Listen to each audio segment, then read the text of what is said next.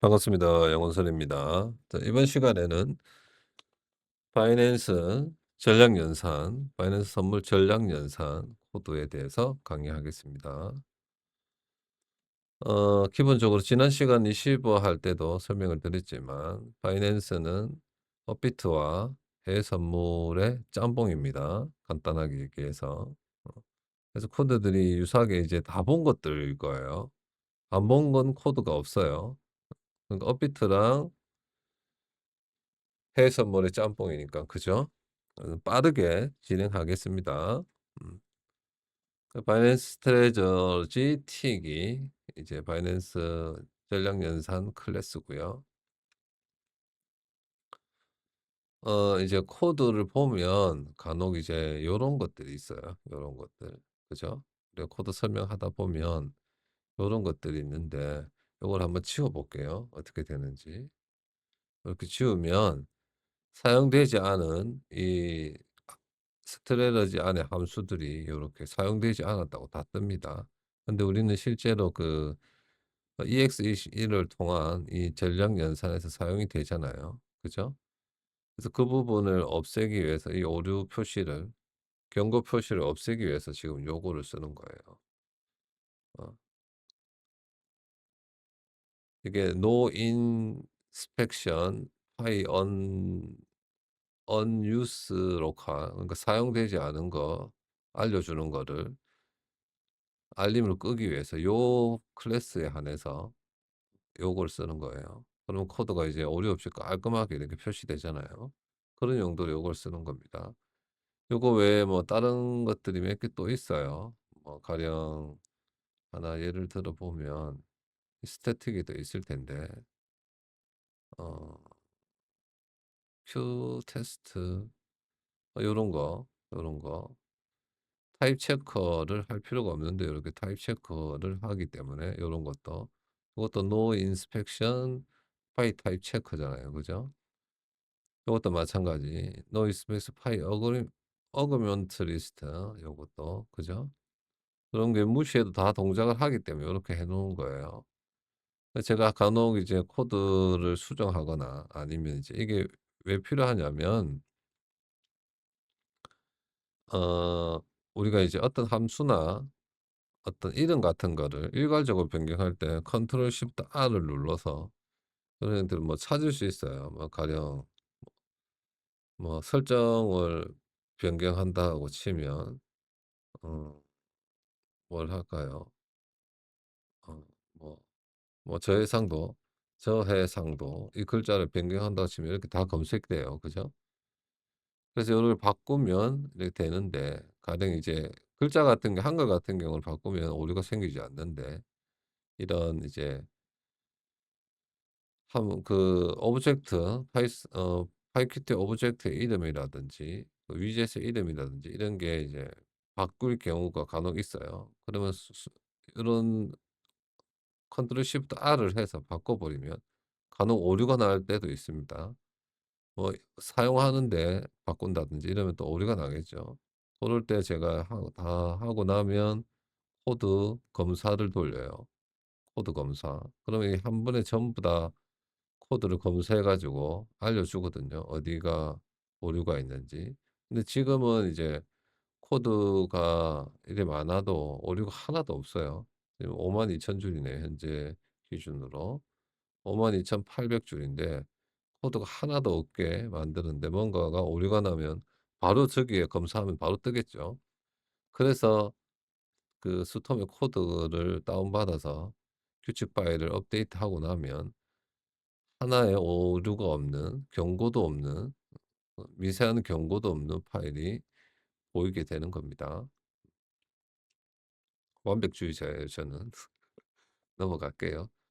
그래서 이제 스트레러저 틱에 보면 사용할 q 빼고 설정 불러오고 로고 만들고 그죠? 사용할 변수들 쭉 있고 딕 시그널도 이제 네 종류 그죠? 리스트 딕셔너리인데 안에 키는 시그널의 형태고 안에는 리스트 그죠? 종목 코드들이 이렇게 들어가는 겁니다. 그렇게 되고 업데이트 다른 전략 연산과 마찬가지로 메인 루프 들어가기 전에 전략을 불러오는 거, 여기도 코인 바이 코인 셀, 코인 OT 바이 코인 OP 셀, 그 부분은 이제 업비트랑 완전히 같죠. 그죠? 설명을 안 할게요. 그리고 이 함수는 보조지표 설정을 분리하는 거. 그죠? 그렇게 되고 메인 루프는 간단합니다. 전략 연산 Q, CSTQ 감시하다가 튜플일 때 길이가 2개가 아니면 전략 연산으로, 아닐 땐 튜플, 스트링은 업데이트 스트링으로. 업데이트 튜플도 이제 비슷하죠. 그죠? 여기부터는 설명을 할게요. 참고 목록은 여전히 트레이드로부터 날라오는데 0.5초에 한 번씩 2번 날라올 때마다 UI로 관심 종목 보내고 어, 최고 수익률, 최저 수익률을 기록하는 딕셔너리 하이로우 중에 잔고에 없는 것들 제거해 버리는 역할을 하는 거죠. 여기 풋 관심 종목 앤 델리트 하이로우, 요 함수가 그거예요. 그리고 관심 종목 날라오면 관심 종목 카피해서 관심 종목 리스트에 없는 거 없애버리는 게 요거고요. 딕셔너리로 다시 만드는 거예요. 그리고 이제 보통 주문이 바이롱, 셀롱, 바이숏, 셀숏인데 그 주문 구분 뒤에 언더바 컴플릿이 오면 완료됐다는 뜻이고요. 그래서 그 구분명에서 컴플릿 제거하고 이 시그널에는 컴플릿이라는 단어가 안 들어있기 때문에 키 값으로, 그죠? 그래서 시그널 구분해 가지고 그게 있을 경우 제거해 버리면 되고요. 그리고 매수 주문 형태의 바이롱이나 셀숏일 경우 매수 주문 번호 기록하는 거고요. 그리고 캔슬 됐을 때도 리플레이스 캔슬을 공백으로, 언더바 캔슬을 공백으로 바꾼 다음 시그널 딕셔너리에서 찾아서 있으면 제거하고, 매뉴얼은 이제 수동 강제 청산이나 잔고 청산이나 수동 주문의 형태이고, 그거는 전략 연산에서 발생되지 않은 시그널이기 때문에 메뉴 글자 제거한 다음에 시그널에 부분에 없으면 추가해둬요. 그래야 이 시그널의 전략 연산에서 해당 주문과 겹치는 주문을 발생하지 않게 됩니다. 매수 전략 날라오면 한 번 더 set by strategy 하는 거고, 매도 전략은 바로 컴파일해서 셀 스트래러지에 재저장하면 되는 거고요. 투자금은 날라올 때마다 투자금 갱신, 차트 종목 코드도 날라오면 차트 종목 코드 갱신, 설정 변경 날라오면 딕셋 바꿔주고 업데이트 스트래러지 전략 다시 혹시나 바뀔 수 있으니까 다시 불러오는 거고요. 그리고 바이낸스 선물 단위 정보를 별도로 보내요. 딕인포라고, 그죠? 그거를 다시 확인해 볼까요? 피커 할 때, 자, 이렇게, 아니죠. 바이낸스 선물 단위 정보. 검색해 보면 되겠네요. 선물 단위 정보를 여기 컨트롤 시프트 F 이렇게 하면 이렇게 보내죠. 여기서 보내네요. 그죠? 포지션. 이거는 트레이드에서 보내는 거예요. 제가 잠깐 트레이드에서 이게 호가 단위랑 소점 자리, 시드 부족 시간 이런 거 보냅니다. 선물 단위 정보를. 그래서 여기서 이제 이걸 가지고 보면 주문 수량 결정할 때 호가 단위도 빼쓰고 수량 결정할 때 여기 써요. 그죠? 소점 자릿수 이렇게 넣어야 돼요. 그게 이제 딕 인포고요. 그리고 데이터 저장 날라오면 리시버로부터 데이터 저장하는 거고, 스트링은 대부분 텔레그램 메시지, 프레스 종료만 별도로 날라오는 거고, 그때도 5초 쉬었다가 전략 연산 종료라고 로고 찍으면 UI가 이 글자 읽어 가지고 이 프로세스를 종료하도록 되어 있습니다. 그리고 전략 연산을 보면 이 부분은 이제 어, 코인이랑 완전 같아요. 그죠? 코인이랑 완전 같아요. 여기 데이터 자체가 아예 같아요. 자, 코인을 봅시다. 이렇게 별도로 이 파이참에서 이런 형태로 끌어다 놓으면 이렇게 화면 분할을 할 수 있어요. 이렇게 화면 분할을 해서 이 프로젝트 이 화면도 이렇게 한번 누르면 이렇게 들어갑니다. 순간적으로. 그래서 보면 완전히 같죠. 그죠? 매수가 완전히 같아요. 밑에 4 개, 그것도 밑에 4 개, 완전히 같은 형태입니다. 다시 오면, 그래서 이건 별도 설명할 필요 없겠죠. 쭉 내리면 돼요. 쭉 내리고 쭉 내리고 여기까지는 완전히 같다가 자 여기부터 달라요. 핑거틱스까지 연산하는 건 같고 여기부터는 이제 포지션이 들어가게 됩니다. 그죠? 여기서부터는 이제 해외 선물하고 같겠죠. 해외 선물하고 같은데 이 바이낸스 수익률 구하는 함수가 달라요. 그죠? 바이낸스 롱, 숏 두 개가 있어야 돼요. 이것도 설명했었죠. 선물할 때. 별도로 설명하지 않을게요. 그래서 잔고에서 보면 잔고 종목 밸류에서 요렇게 종목 코드 넣어 가지고 필요한 데이터 추출한 다음 롱인지 숏인지 구분해서 수익금이랑 수익률 구하고 최고 수익률, 최저 수익률 갱신하고 보유 시간 구하고 매수틱 번호 구하고 요렇게 합니다. 잔고에 없을 때는 전부 포지션이 난이다는 거 나머지는 0이고 그죠? 요것만 기억해 두시고 넘어가면 돼요. 그리고 이 부분도 똑같이 요 부분도 이제 해외 선물하고 코인하고 합작이에요. 요게 추가되어 있죠. 그죠? 코인 200원 이하. 요게 추가되어 있어요. 음. 보통은 바이낸스는 이걸 안 하시더라고요. 그죠? 그래서 그게 추가되어 있는 버전이에요. 그 요렇게 보면. 그래서 이제 해외 선물 거를 봅시다. 그죠? 그것도 비교해 보면 되겠죠. 그죠? 요런 형태로. 쭉 내리면 이제 이 단위가 같잖아요. 그죠? BBT, BLK. 여기에 C20만 추가된 거예요. 요렇게. 그죠? C20만 추가되고 이게 이제 주식 옵션 설정들이 주식이고 여기는 코인일 뿐이에요. 요렇게 쭉 갔죠. 그죠? 뭐 다 설명을 했으니까. 요렇게 해서 쭉 같아요. 요 부분도 이제 LMN까지 있는 거 요것도 같고. 그죠? 쭉 갖게 됩니다. 그러면 생략하면 되겠죠. 그렇게 해서 이제 쭉 내려와서 주문 다 검토하고 그죠? 매수 주문, 매도 주문 다 검토하고 이거 차트 코드일 때 차트도 보내고 틱 수신 시간 기록해 주고 바이 카운트는 코인 비중 조절이 아닐 경우에는 투자금 그대로 하고 비중 조절일 경우 조절 설정에 따라서 되고요. 그죠? 셀 카운트도 마찬가지 똑같고 바이에서도 이제 요것도 그 해외 선물하고 같아요. 그죠?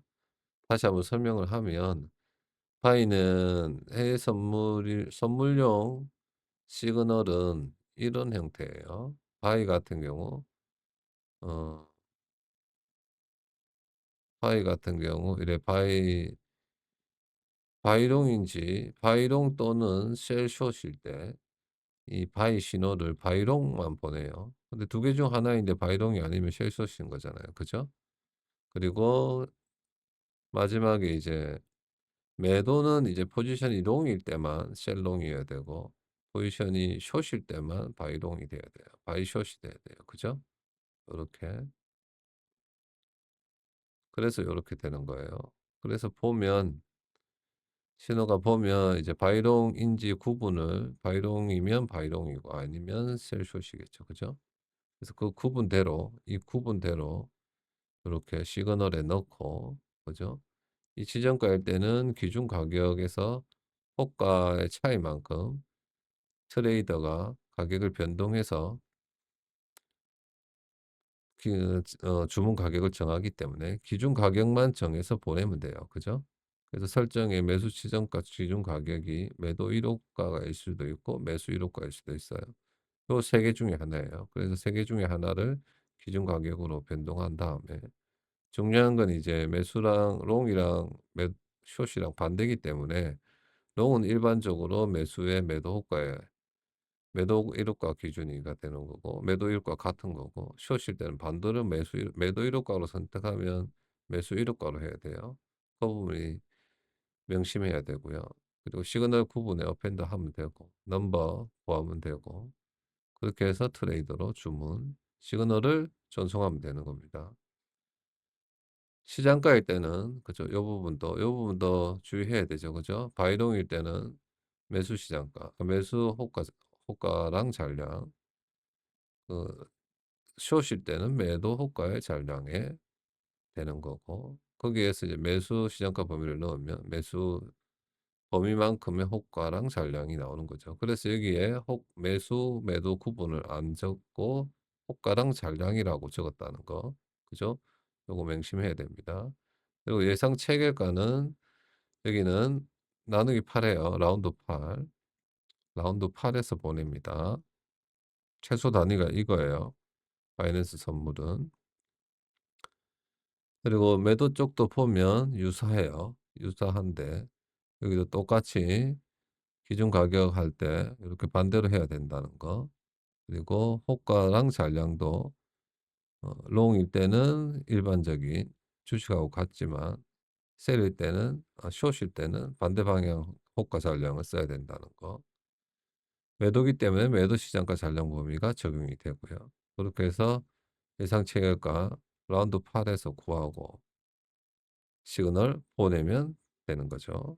그리고 관심 종목 바이로 요거 아까 설명했죠. 그죠? 관심 종목 어 순서도 재정렬해서 만들어서 데이터 프레임 만들어서 UI에 표시하도록 보내는 거고, 그리고 최고 수익률, 최저 수익률 갱신하고 있다가 잔고에 없는 종목은 삭제시켜 버리는 거고요. 그리고 세이브 데이터는 날라온 거래대금 순위에 들어가 있는 종목 코드들 그 기준으로 없으면 빅어레이 2차원 어레이에서 삭제시켜 버린 후에 어 초봉인지 분봉인지 구분해서 이 데이터 길이가 다르기 때문에 빅어레이에서 컬럼의 길이만큼의 데이터만 이렇게 데이터베이스로 저장한다는 거. 그죠?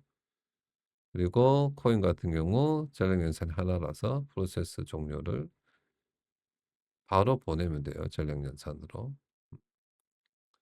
그리고 이어서 분봉용 전력 연산 보면 여전히 똑같이 어 이 업비트가 아니죠. 바이낸스죠. 바이낸스 스트레저 틱을 상속받아서 돼 있고요. 이제 분봉은 이제 데이터가 추가되어 있겠죠. 그러나 업비트랑 같아요. 이 부분은. 쭉 여기까지 쭉 다 같아요. 심지어 이제 보조 지표까지 이 번호까지 다 같아요. 보시면 85 번이었죠. 자, 여기도 85 번. 그러니까 같은 거예요. 맞죠? 85 번, 85 번. 쭉 같아요. 쭉 보조지표 계산하는 부분, 데이터 하는 부분 다 같고 함수만 틀리겠죠. 요거 바이낸스. 대신 이제 업비트는 양방향이 아니기 때문에 이 포지션이라는 항목이 없는 거고요. 이 포지션 부분은 다시 해외 선물하고 같겠죠. 그죠? 그렇게 같은 방향으로 되어 있어요. 그것도 다 같고. 중요한 것만 설명해 드릴게요. 그래서 이제 분봉 같은 경우 실시간 차트를 표시하기 위해서 우리가 어 리시버 민에서 그죠? 차트 코드일 때도 데이터를 보내요. 이렇게 차트 코드일 때도 전량 연산으로 데이터를 보내도록 돼 있어요. 전량 연산은 그 데이터를 보내는데 이 샌드를 포함해서 보내요. 전량 연산해라고 어 이렇게 샌드를 포함해서 보내는 거죠. 그죠? 샌드가 아닐 때도 그러니까 전량 연산을 하지 않을 때도 날라와요. 그죠? 그래서 이제 전량 연산일 때만 마지막 변수 인자가 이 데이터의 마지막 데이터가 전량 연산이었잖아요. 그죠?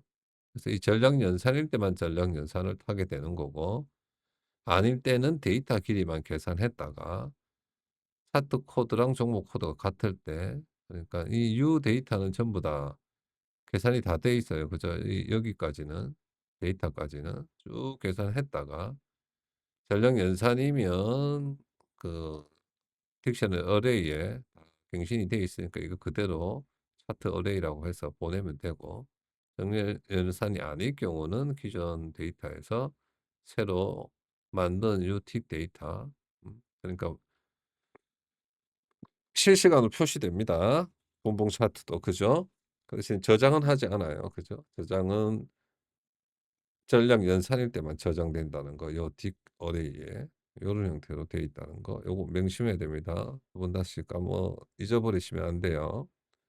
그렇게 하면 바이낸스 전량 연산 강의를 마치겠습니다. 모두 수고하셨습니다.